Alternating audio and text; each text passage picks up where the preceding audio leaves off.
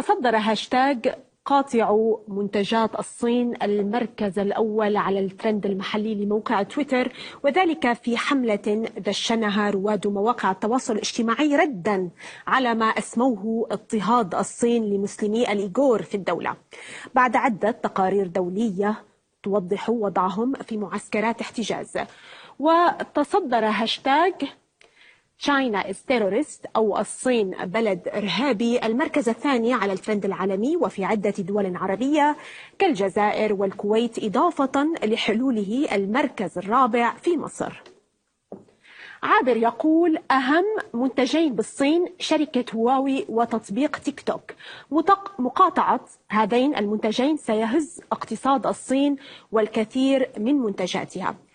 أحدهم يقول: حل مشكلتك مش في مقاطعة المنتجات، ابحث عن من أغرق الأسواق. حل مشكلتك ليس مع من قتل الإيغور ولا الروهينجا ولا حتى المسلمين في الهند. حل المشكلة مع حاكم استخف شعبه فأطاعوه فحكمهم. الثورة هي الحل. ما يحدث في الصين هو نفسه ما يحدث في مصر بدون صوت وصورة. غردوا على الثورة هي الحل، تنحل مشكلتنا. أحدهم يقول: الصين بلد إرهابي يقتل مسلمي الإيغور، وأهم 5 علامات تجارية تجلب للصين تريليونات سنويا هي هواوي لهواتف محمولة، لينوفو حواسيب شخصية وتلفاز، جريت وول موتورز شركة سيارات، وهاير أدوات إلكترونية منزلية، وتي سي ال قاطع هذه المنتجات. أحدهم يتساءل: هل ممكن نكون رجالة يوم ونقاطع؟ أنا عارف أن المنتجات الصينية مالية السوق، بس عقد ما تقدر أبعد عن المنتج الصيني نصرة لإخواننا المستضعفين في الصين. ودعونا نفعل هذا الهاشتاج وننشره. وآخر أيضا يقول: يسخرون إذا قلنا قاطع منتجات الصين بقولهم: يا رجل إن فعلت فستمشي عاريا في الشارع، لا سيارة ولا ملابس ولا حذاء ولا هاتف.